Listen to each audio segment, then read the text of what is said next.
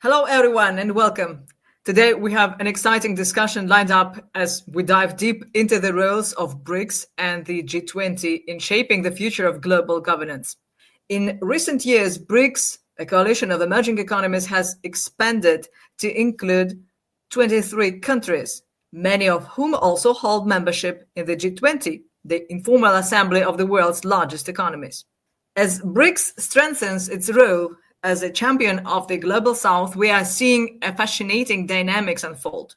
BRICS and the G20, two distinct but influential groups, intersecting in the key issues of economic stability, sustainable development, and representation. And let's not forget with the African Union recently added as the 21st member of the G20. Africa's voice is now even more prominent on the global stage, adding fresh perspectives to this evolving global landscape. To help us understand these shifts, we have with us the authors of a recent study, G20 and BRICS, towards a joint pursuit of effective multilateralism for the global south, examining the relationships and intersection between BRICS and the G20.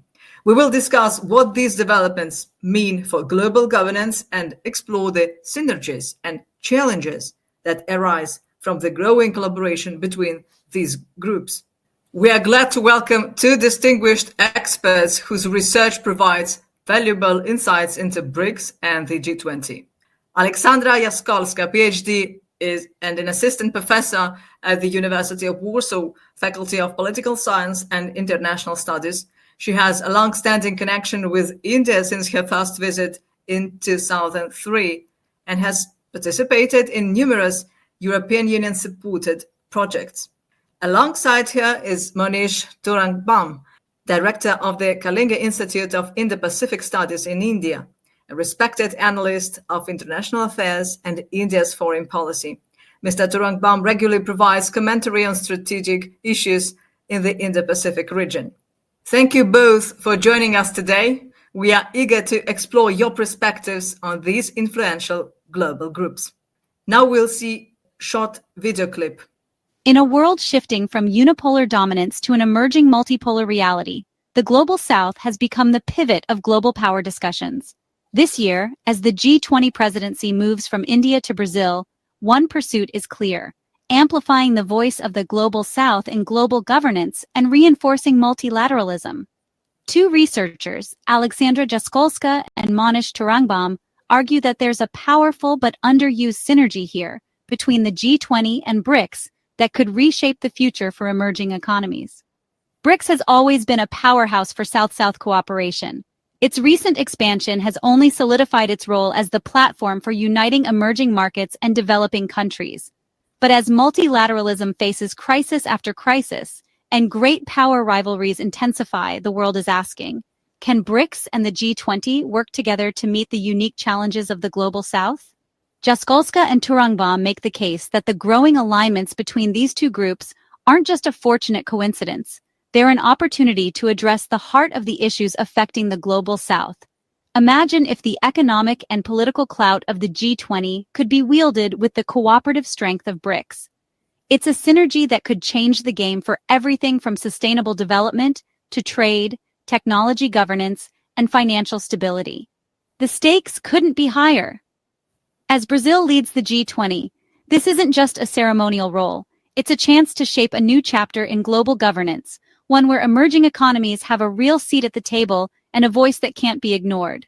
Join us as we speak with Aleksandra Jaskólska and Monish Tourangbam on the implications of their research and how this moment could be a turning point in the fight for a more equitable world order. Thank you for being with us today.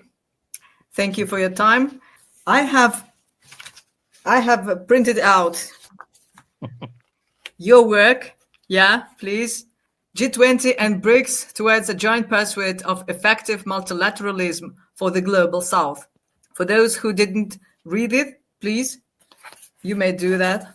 And I would like to ask and start, if you allow me, with the first question that is, for me, very interesting. What was the primary motivation to focus on BRICS and G20 in your research? Why? Maybe if I may to start. So first of all, Anastasia, thank you so much for the invitation. We are very happy that together, me and Monish, we can discuss about the brief, which we published, as you mentioned, quite recently. And about your question, so I'm from the University of Warsaw. I'm from Poland, based in Poland as a scholar. And I strongly believe that the issues related to BRICS and G20, but especially BRICS, are under researched, not only in Poland, but in Central Europe. And I found it really fascinating how those two groups could work together, on which issues could they agree or disagree, and how it's going to influence global North, global South. uh, and just let me add on my Polish perspective or Central European perspective that I strongly believe that Europeans in general, I'm talking mostly about European scholars and politicians, we are a bit more attached to institutions. Mm. Um, and of course, G20 and BRICS, those are informal groupings, yeah, more or less institutionalized, but still. Yeah. So sometimes I believe that scholars are not that interested to do research on those two groups or other groups of this kind, as they believe that there's something very, like temporary. Mm. But both groups, and I would say especially BRICS recently, is proving us that they have some bigger dreams, yeah, that only exist to exist or exist for the next few months. I would like to also add that I had a pleasure had to work with Monish before on the briefs and analysis. We also wrote together analysis for the India presidency in G20 last year. And personally, we are really involved in doing research on international relations in Indo-Pacific. In my case, I focus a lot on India. So Mm. also through the interest, in India, then it spread obviously to the groupings which are so important for India to fulfill their foreign policy, obviously to fulfill some promises for the voters. Monish, what Yeah. was what was your idea? Why did you Uh, focus on BRICS? you know, first of all, I think, you know, uh, this, I feel that this study was a study whose time had come, so Yeah. you can't stop something when its time comes, right? So I think, as Alexandra pointed out, the, studying the synergy was itself, we found, understudied in some sense. So um, there was a, uh, there was a bit of, I think, curiosity in the first place to really move ahead and look at how these two influential groupings, uh, are there any possibilities for them to sort of come together and be synergized in a greater fashion? And I think, you know, um, I also thought about in a bit of a mathematical sort of design in terms Mhm. of looking at it as two, in Venn diagrams, right? Two Venn diagrams, sort of two circles coming together and really seeing which are the common shaded portions, right? Common shaded portions, commonalities in terms of both membership, because there's a lot of cross memberships in these two groups, and also commonality in terms of the issues that these two groups are taking up, right? So many of the issues that you would find in the joint statements coming out from both the BRICS summits and the G20 presidencies, um, essentially sort of talk about the same issues. Perhaps Okay. uh, the tone and and the strategies that they want to adopt, depending on the member states, might sound different, but many of the issues are kind of similar in how they need to be tackled. So it is I think it's natural, although uh, geopolitical realities, when you see someone who looks at the paper might question certain geopolitical realities depending on the members in both the groups. But I think it's it's essential. It's natural that Mhm. two such groups, should come together. there will be challenges in terms of how you really implement the synergies that you are talking about. But it's very natural that they could and should come together depending on the issues that they want to tackle and also the kind of members which are in both the groups. And I think you may like it or not like it, but I think it can't be ignored that G20 and BRICS, uh, it's a call of the times that we are living in, because both the groupings are reflections of the changing global order that we are seeing. So I think this structural realities was one of the first things that came to my mind, and I shared with the same concern with Aleksandra that these are questions that we can sort of go ahead and try to probe further. Now we see from the political point of view, we have G20, 20, and we may say, well, if I mentioned as well that African Union was the 21st member of the G20, and we have BRICS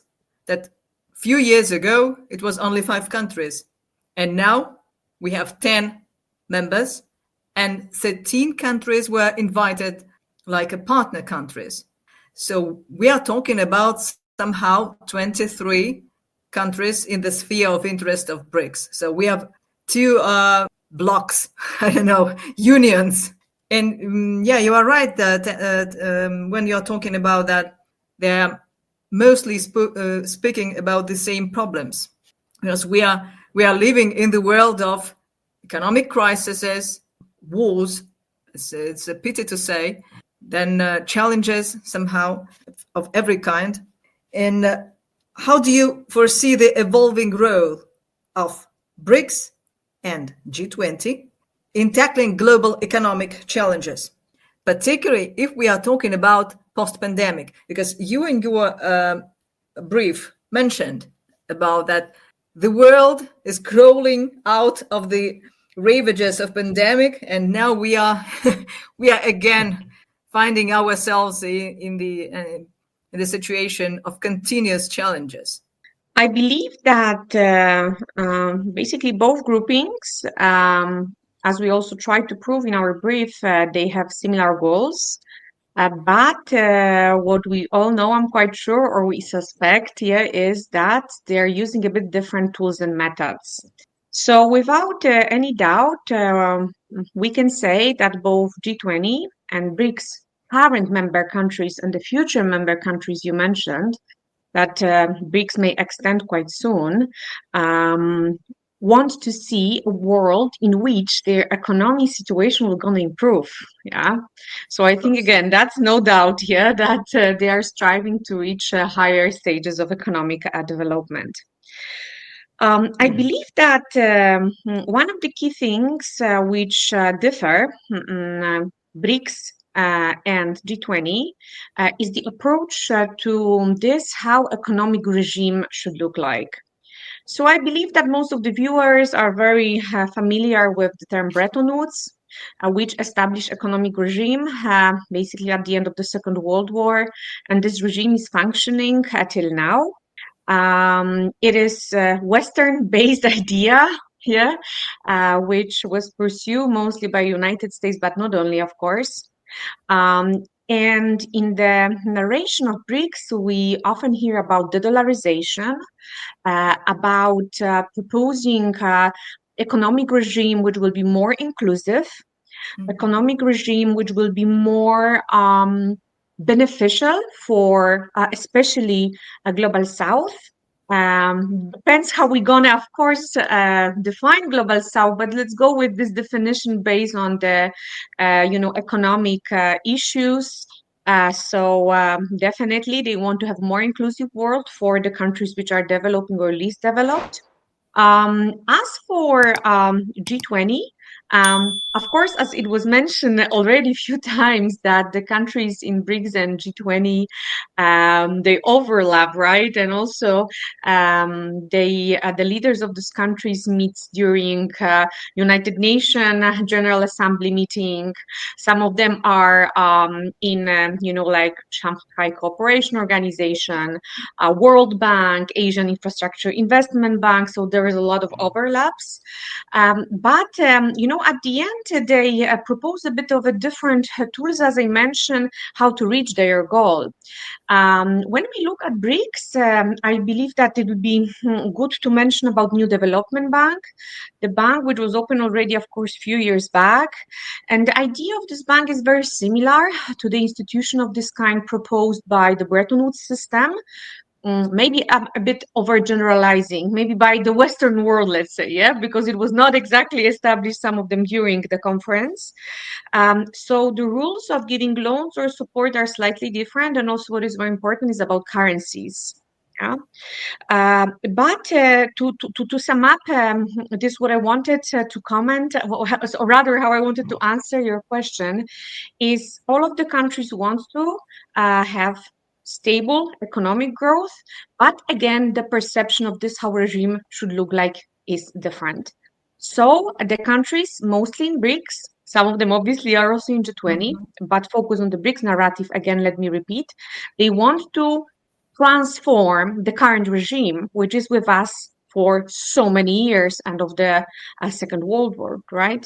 Yeah. So I believe that's the thing we need to keep our eye on, what kind of initiatives they will take and how, not even successful, but rather how acceptable there will be for the countries which, and I will use this wording purpose, are so stuck in the Bretton Woods system or the idea of, for example, Washington consensus. Thank you very much.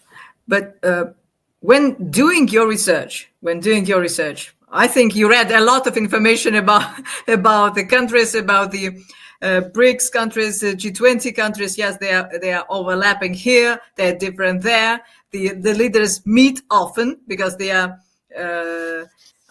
I think when you are taking part in one organization, then in another, so that's a kind of confusion may arise. But during your research, were there any surprising moments, maybe, or findings, or I don't know, that made you change your opinion and understanding of BRICS and G20 relations? Monish, did you find something interesting? I think this is a fantastic question, but also a difficult one to answer. But I'll try my best. I think I will not frame it in terms of like an eye-opening moment or a surprising moment in the course of the research.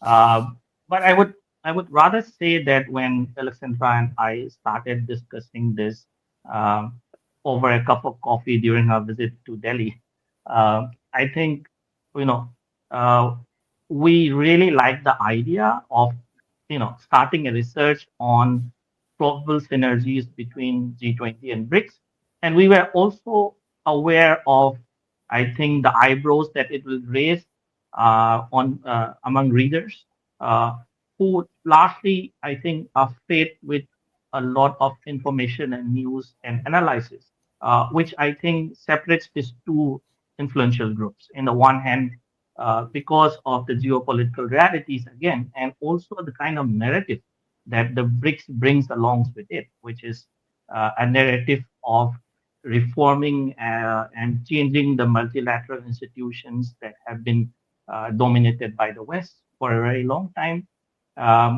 And on the other hand, you have the G20, where those Western countries are part of the memberships, right? So when you look at it from those two prisms, you do find, let's say, contradictions, in terms of how these two groupings can really work together. So there was a bit of, let's say, I think, uncertain curiosity when we started this whole writing process. But along the writing process, as we started researching on it and putting words on paper, uh, and we started seeing the cross cutting of the issues, we we were more confident of the fact that we will not be the first one to have thought about it, and we will not be the last one either to have thought about it. There will be a lot more research on this synergy, this question of synergy and how it can be achieved, because I think when we do such kind of research, we also need to do a little bit of rear view mirror sort of analysis, which is that we go back and then look at the conditions in which BRICS emerged and became a reality, and then Mhm. expanded further, right? So it predated the global financial crisis. It's were emerging economies, and then the G20 also predated, but the global financial crisis in 2008, which started in the United States, I think really changed the dynamics about how some of this, in the case of BRICS, the non-Western institutions, and in the case of G20, institution that was looking for reform economic multilateralism.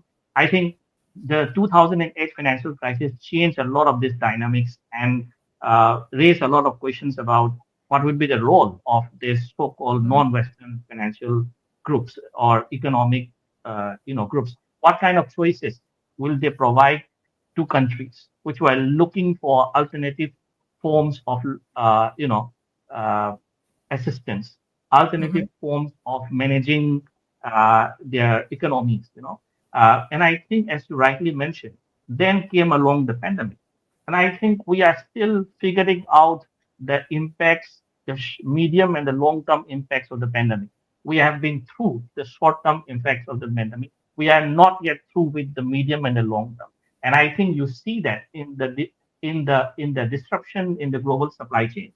You see that, for instance, in how most of the countries which are in the G20 and in the BRICS are at the very center of the technological revolution that we are seeing, which is changing the way economies are run, which is going to change the way skill development is going to happen, which is going to change the way algorithms are going to be built on which your global supply chain will work. So I think the more we went into the research, we were more convinced that whether or not this research is taken seriously, we are going to work on it, because I think it's just a matter of time that this synergy has to be explored, Yeah, and its will be. time has come. And I think it's really instrumental if we need to think through reform multilateralism in the true sense. Well, I think a lot of studies will start after we will see the G20 is over. So Yeah. it was G20 from 18th, 19th. Okay, so we see the results of the G20. I'm interested to know what they will be discussing there. What economic policies, what economic solutions? Who knows? Who knows? Maybe they will take the same path towards development as BRICS did. But we are, I think, BRICS. We are talking mostly about BRICS, Right. and BRICS has expanded. So expanded very fast in few years. So in 2022 there were only 5 countries. Then in Johannesburg last year they became 10. Well, after a while, Argentina told that they do not want to participate, but nevertheless. And again, it's not we cannot say it was an expansion this year in Kazan, but a kind of expansion. But in such expanded membership, we may say, how does BRICS plan to balance its role as a coalition of emerging markets while addressing the interests of its diverse expanded membership? What do you think about that? If I may, I think is a really fascinating topic. And as you mentioned, we already have like the double number of members. Obviously, also as you Anastasia said, Argentina, after victory of current President Milei, decided not to join. As he said, that would be not really the decision he wants to make now. Yeah, let's see for the future. Those who are interested in South America know very well that he's a very he's a leader with a very specific, I would say, approach to international relations, but also domestic politics. But coming back to BRICS and your question about this, how BRICS is planning to function after accepting new members. As you said, in the recent summit of BRICS in Kazan, in Russia, we have a lot of guests, some of them super important, some of them came, but they were not really, I would say they will be not really categorized, rather as the countries or the members will be the game changers. Yeah. What I believe is crucial to discuss here, or rather what is the crucial question we may ask, is exactly the question you asked, Anastasia, how BRICS is planning to ensure its current and future members that are going to be able to work on delivering the promises they already made to each other and that they're going to make in the future. Because clearly what we can see already in BRICS, that as they expanded quite recently, we have countries with bigger and smaller potential. Talking, of course, about political, economic, demographic, any other potential we can think of. Yeah, so it will be uncomparable, like United Arab Emirates and China. Or other actors like Ethiopia, India, any other country you can think of. So I'm personally maybe not worried because it's not something what is keeping me, awake at night, but it rather fascinates me how far BRICS will be interested in institutionalization. Because, of course, we have some regional, global institutions which are really well institutionalized. We may think about the United Nations, yeah. But at the end, who makes the decisions? Yeah. So we have these 5 strong players, obviously the contemporary members of Security Council of the UN. Yeah. So I believe that the quality fix for, let's say, the challenge the BRICS has will be rather to stay not that institutionalized. Yeah, because when they decided to create institutional structure, obviously there need to be some governing body. Yeah, they can go the way a bit similar to UN, but I strongly doubt that, as many of the members really criticize the system. Yeah, and some of them are really pushing to revise the system, like India, South Africa, or others. But the other way they can go is to go ASEAN way. Yeah, working on everything by reaching consensus. I believe it also can be, and I will use this word very, I mean, I intend to use this word would be very dangerous. Yeah, we see with ASEAN that obviously they have a lot of successes, and that's one of the most successful regional organizations except European Union. But I believe in the case of these countries, going with the consensus and the ASEAN way of making decisions may be tricky and dangerous. Yeah. So what then to do? Yeah. Which path to choose? If not institutionalization, not consensus. I strongly believe that slowly, those countries will be, the member countries will be pushed to create some bodies, yeah. But as for now, I don't see that this will be their priority. So even for the next maybe 1 decade, we will, according to me, we will not see some significant changes, because I believe that the institutionalization may bring more challenges for these countries. Yeah, we need to think about these different approaches they have to some international issues, or even more precisely to the conflict between the countries which are current members of BRICS, not talking about the future members. Yeah. So to sum up, I believe that BRICS will accept new members quite soon, yeah, but there will be not immediate need for institutionalization, because it may bring more challenges than opportunities for this grouping. And also, as BRICS is promising to behave differently than the institutions in the Western regimes, that would be good to deliver at least this one, yeah. So maybe let me stop here. Thank you for a very interesting question. Well, about institutionalization, there were a lot of talkings during the summit as well. And I recall President Putin told about that there is no need and no will to have a BRICS like an institution, because otherwise we will have to create a lot of I don't know, people who is working from, because if you are in an institution, every member should send a representative. Every representative should have an office. Every office should have money spent on who knows what and how. So actually, institutionalization, it was not a plan for BRICS. Well, I don't know if it's good or bad, but let's see. Institutionalization from one hand will bring more order, in my opinion. From the other hand, it makes the system working very slow, of creating more bureaucracy. Hmm. Well, this is my opinion. Well, I propose jump to the global governance status, and an impact that both BRICS countries and G20 may have on global governance. Because you know that many people see BRICS like a counterbalance to the West. BRICS is somehow seen like a voice of global South from the one side, and from another side we see the West like a counterbalance, as I told. But with BRICS positioning itself as a counterbalance to Western-dominated framework like G20, how do you envision its evolving role challenging or reshaping traditional models of global Okay. governance?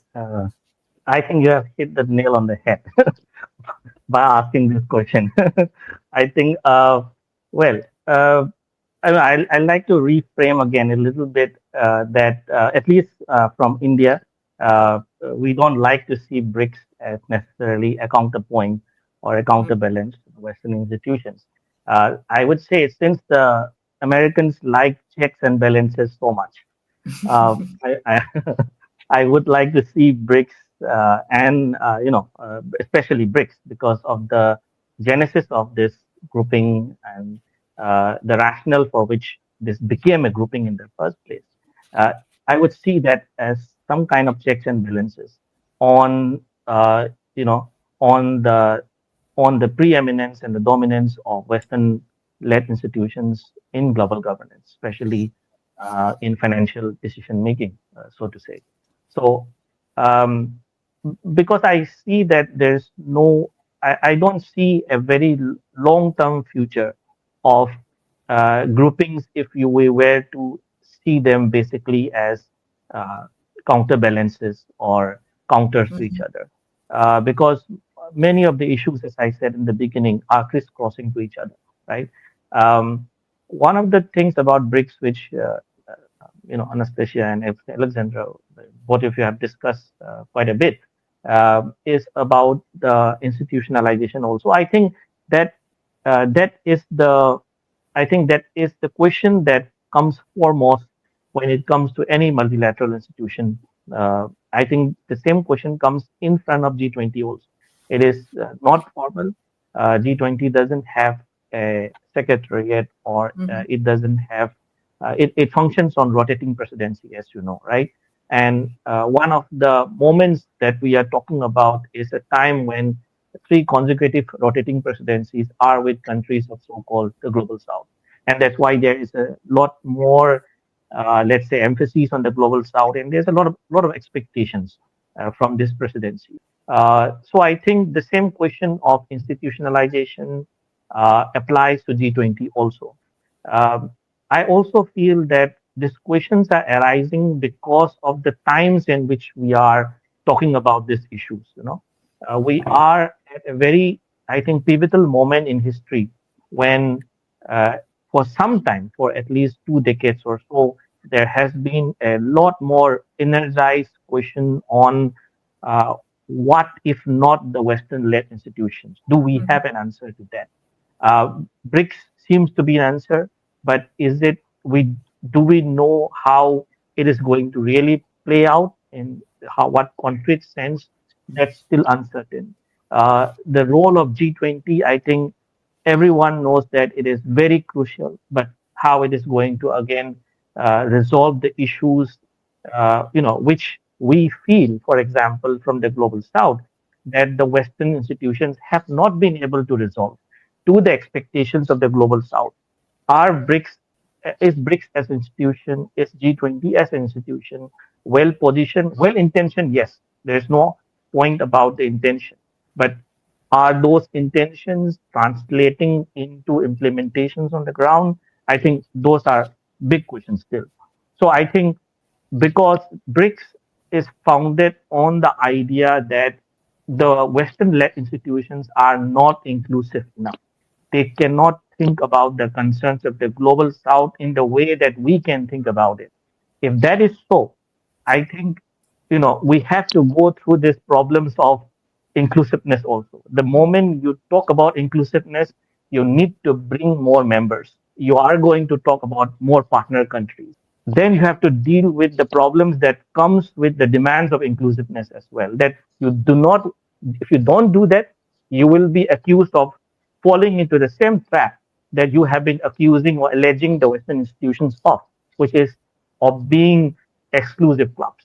So we don't want to be exclusive clubs. We want to be inclusive, but then we have to also go through the challenges of enlargement, the challenges of expanded memberships, and how decision making has to be structured within that, not in an institutionalized format, because we see a lot of challenges Mhm. within that. Last point I want to point out is that if you look at BRICS and G20, they are not regional institutions. BRICS is not a regional institution; it's a trans-regional institution. Unlike in ASEAN, uh, the decisions that are taken on BRICS summits, you do not accept some propositions and accept some mechanisms. Unlike the EU and the ASEAN, you do not have permanent, sub bodies to deal with the problems.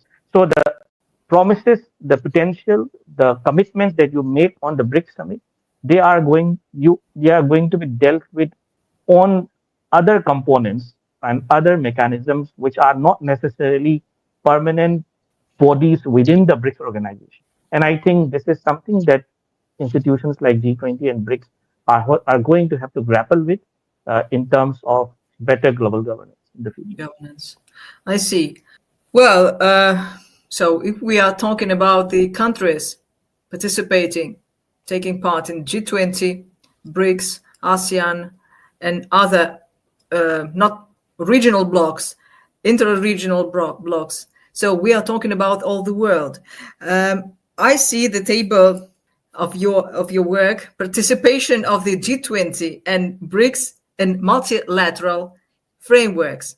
So this is a very good table. I will keep it for myself just to remember that BRICS, G20, and multilateral framework. Everything is clear. So all members except Ethiopia and Iran in BRICS are members of WTO, and all members of G20 in WTO.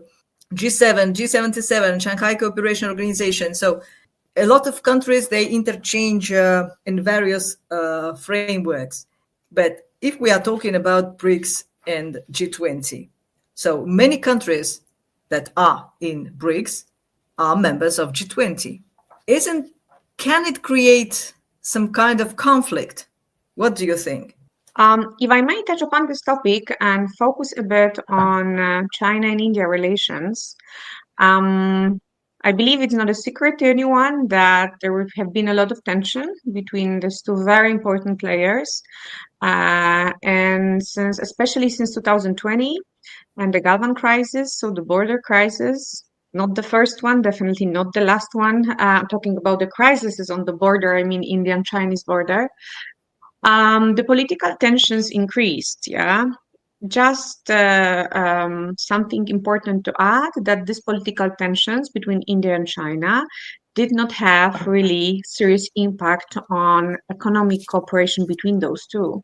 Or rather, I would say economic cooperation / trade, the volume of trade. Because even though that this conflict on the border between India and China was super serious, yeah, and we had casualties for the first time for a few decades. Even though the volume of trade between India and China was rising. But you are asking about G20 and BRICS. So I would like to use this case study of India and China again, as I said. So since 2020, both leaders, we have the same leaders in both China and India since 2020. Obviously, leader of China, Xi Jinping, and Prime Minister of India, Narendra Modi, re-elected for the third time this year. They did not conduct bilateral meetings since 2020. Of course, they had met repeatedly, yes, since 2020. BRICS, yes, that was the forum they could meet on. It was G20, but of course, also many other meetings were conducted, multilateral meetings, like Shanghai Cooperation Organization meeting, obviously United Nations. Yeah? So the meetings were there. But still, they did not decide to conduct bilateral meeting. And it's changed very recently. But before I will go to the last BRICS summit, which happened quite recently, I would like to remind to our viewers the G20 summit in New Delhi last year, 2023, when India had its presidency. It happened slightly after, not long time after the BRICS summit in Johannesburg in South Africa. Of course, all the leaders except Vladimir Putin took part in the meeting, but G20, Xi Jinping decided not to come. And there was a lot of reasons. We could discuss it for hours. What were the reasons why he did not decide to come? But just point out few. Obviously, tensions between India and China. It's something different to meet for BRICS outside of India, or G20 if it's outside of India, or any other forum which is outside of India, or meeting in the organization. And it's something different that the leader of China is coming to India. Plus, as I'm sure some of our viewers maybe remember, the India-Europe Middle East corridor, or India-Middle East-Europe corridor, was also announced during G20 last year in India, which China was probably not that happy about, looking especially at the current shape of Belt and Road Initiative. But going to the point now. So Xi Jinping did not come for the G20 meeting to India. And the opportunity to hold bilateral meetings to not resolve the crisis, but rather somehow to reestablish, relations quasi-friendly, not friendly, I would say, did not happen. But during the BRICS meeting in Kazan, something expected, unexpected, depends on the perspective, happened, that Xi Jinping and Narendra Modi met. And they decided to calm down the situation. They discussed precisely the issues related to the border. So I know that it seems like a very maybe not minor, but regional example, and maybe it's not fully answering your question about if being a member in both groupings may help or even create a challenge. But I wanted to prove here that due to existence of such important bodies like BRICS, G20, and many others, the leaders, like the leader of China and the leader of India, had more opportunities to meet. Even though if they will not go immediately for bilateral meetings, still the possibility is there. And I strongly believe that those platforms can improve the relation between countries. About creating one unified system or building friendship between nations. I mean, all the nations, is a bit utopian, but still reestablishing, I would say, this quasi-friendly relation between China and India due to bilateral meeting the leaders decided to participate in during BRICS summit, give us a proof that those kind of summits, BRICS or G20, may bring some change.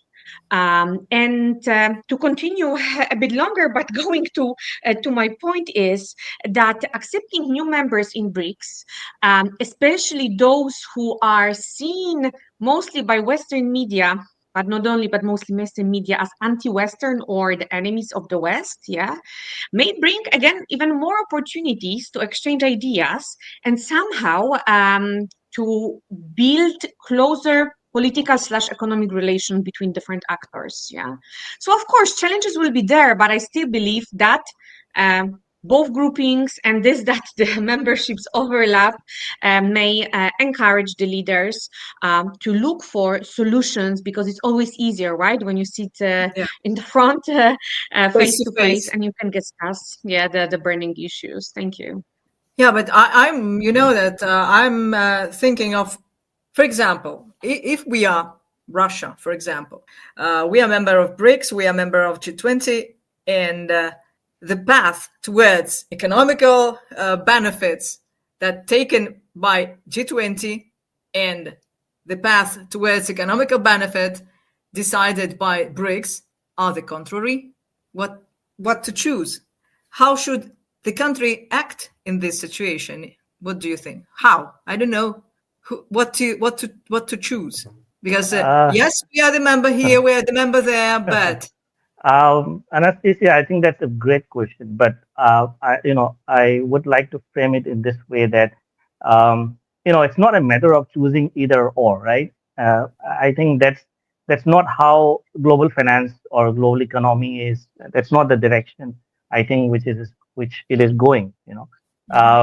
So it's I think it's more about how every country sort of trying their best through multilateral institutions and through bilateral relations, how best they're able to preserve or protect and promote their own economic interests, wherever it comes from.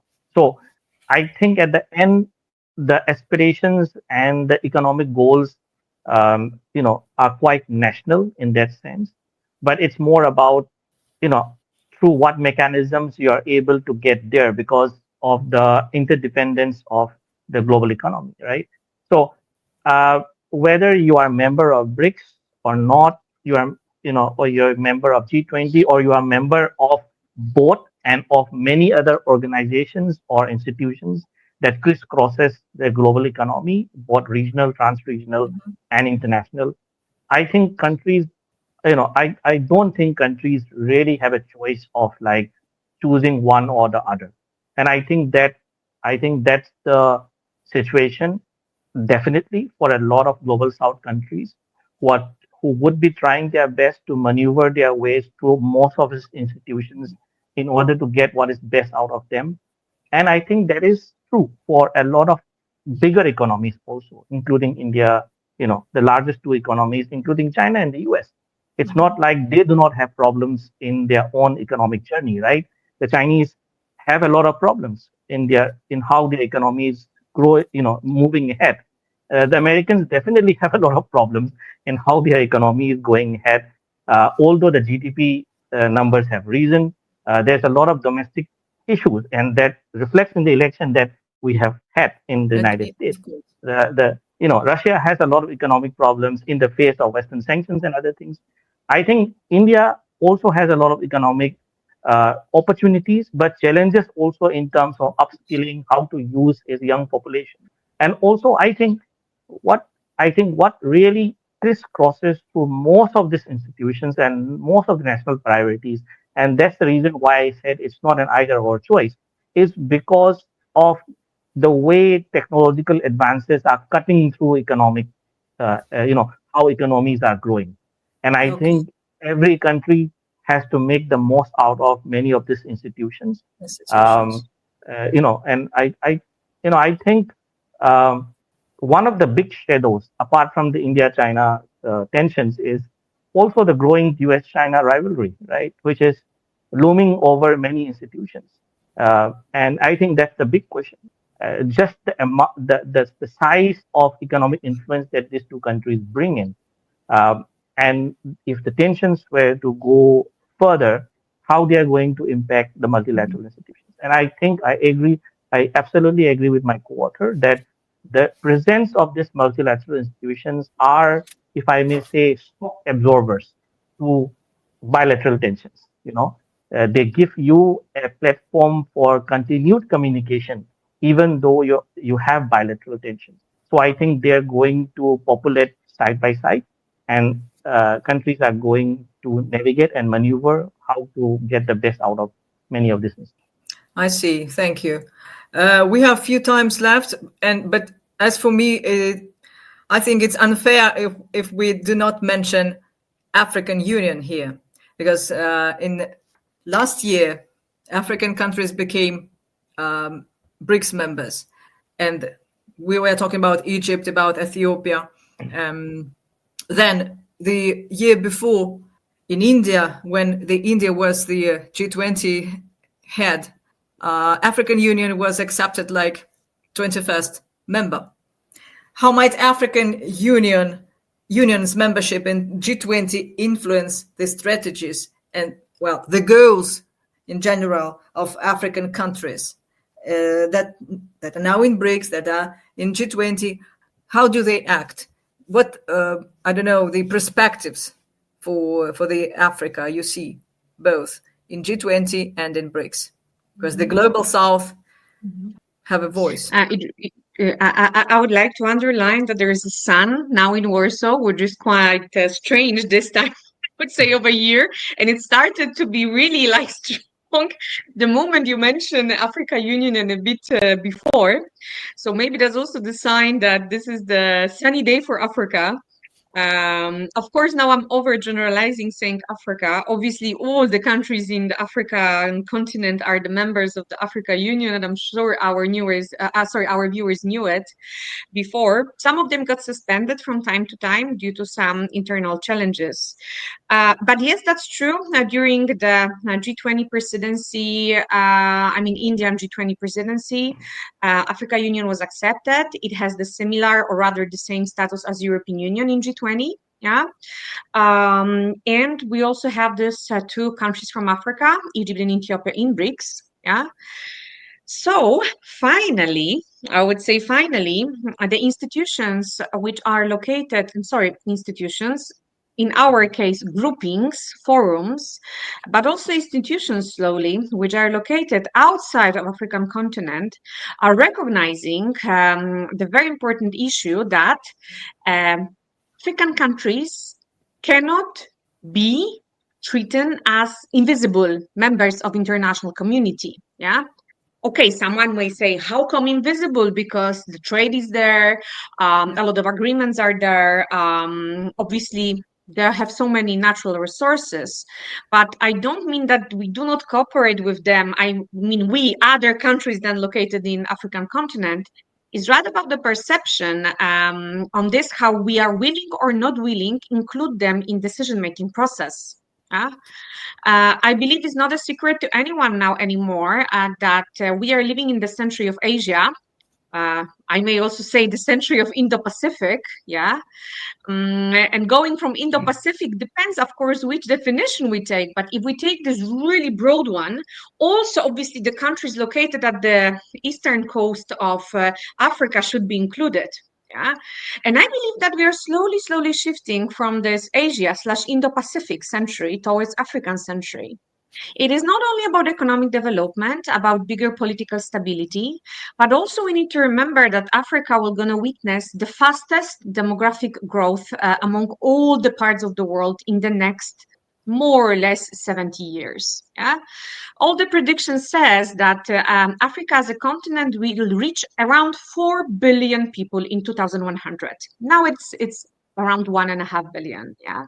So with the growing economy, bigger political stability, bigger access to education, it made a perfect mix for building very strong player, not only as a continent, but of course, sub-regions of Africa or some concrete countries. So acceptance them to BRICS, two of them, Africa Union to G20, I would say it was a bit late, but anyway, good that it happened. Because clearly, yeah, they are super important in global politics. And I believe they will use the chance very well to present their priorities. I'm not saying they're going to achieve what they want in 1 decade or 1.5 decades or 2 decades, but at least the presence is there and the exposure will be bigger. Thank you so much. Good. Thank you very much. We have just one last question remained and we have few time, but I want to ask that question. We were talking about that right now a little bit.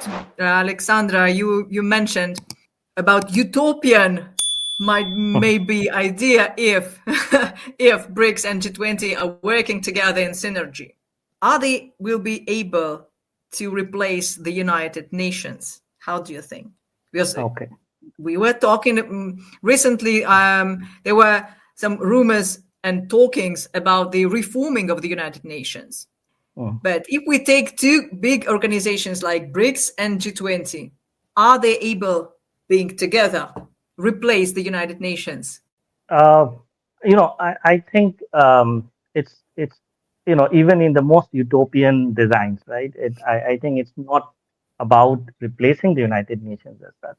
I think the shift away from United Nations has already been happening for some time, and there is a realization and a very very strong realization over the times, especially in the global south and among the emerging economies, especially India, which feels unrepresented in certain bodies of the UN. So there is a very strong voice uh, of the fact that solutions to global problems and solutions to regional problems are not to be found anymore in the United Nations. So I think that shift has already happened. The relevance of UN has been questioned for quite long, and I think the relevance will continue to be questioned. And I think there will be a lot of shift, both in terms of policy making nationally as well as multilaterally, and in terms of how we study international institutions in a part of academia as a part of research also. That uh, you know we do not say that the UN is irrelevant, but I think there is a very strong realization, and I think this realization will increase over a period of time, that UN is not the answer to all the global problems. The UN may be effective in certain areas. They are going to be ineffective in many areas. And that is where groups like G20 and BRICS are going to chip in, are going to play increasingly more salient roles. So I don't think it's a question of replacement as it is a question of the greater realization that UN cannot answer or find solutions to all the problems that are going around in the world. Thank you very much. Aleksandra, do you have something to add about United Nations? Do you think? I can only agree. I can only agree with Monish that it's not about replacing, but rather filling in where the gaps exist, and you can clearly see that they do exist. Yeah. I also don't think that really those countries have a need to replace something. Yeah, it's rather to give the alternative. So I only can agree with Monish and this how he answered your question. Thank you for this enlightening discussion. Thank you, our guests. As BRICS and the G20 evolve, they are not only redefining their own roles, but also influencing the landscape of global governance. Your insights into this dynamic provide us with a clear understanding of what might lie ahead of these groups and for the world. We look forward to seeing how these alliances continue to shape the future of international cooperation.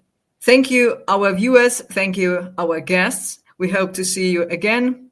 And thank you for being with us. Subscribe, like, and share our content. Thank you for watching.